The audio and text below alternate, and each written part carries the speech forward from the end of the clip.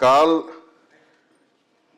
सातारा जिल्हा परिषदेची निवडणूक जी झाली त्या निवडणुकीमध्ये या सभागृहात उपस्थित असलेले माननीय मंत्री महोदय शंभूराजे देसाई, त्याचबरोबर राष्ट्रवादीचे मंत्री महोदय सन्माननीय मकरंद पाटील, राज्यसभा सदस्य नितीन पाटील व या सभागृहाचे सदस्य असलेले शशिकांत शिंदे साहेब, या सर्वांना पोलिसांनी धक्काबुक्की केलेली आहे।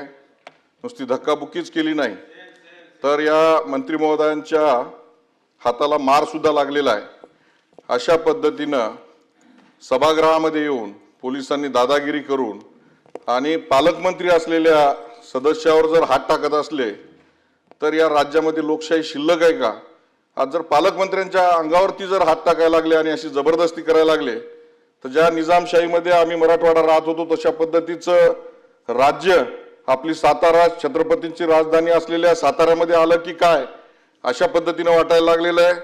हा जो तुषार दोशी नावाचा कोणी एसपी आहे याने याच्या अगोदर सुद्धा अंतरवाली सराटीमध्ये अशा पद्धतीचाच लाठी हल्ला केला होता आणि मोठ्या प्रमाणामध्ये तिथं महिलांना सगळ्यांना मारहाण केली होती आणि त्याच्या या वर्तणुकीमुळे महाराष्ट्रामध्ये मोठ्या प्रमाणामध्ये असंतोष पेटलेला होता। माझी सभापती महोदय आपल्याला विनंती आहे की या तुषार दोशी जो एसपी आहे हा माणूस अत्यंत जातीवादी माणूस आहे आणि पक्षपातीपणा करणारा माणूस आहे।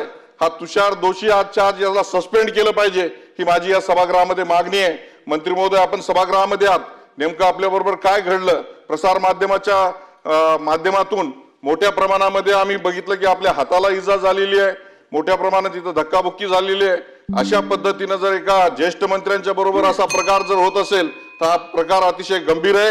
हे तुषार दोशी आजच्या आज सस्पेंड झाले पाहिजे।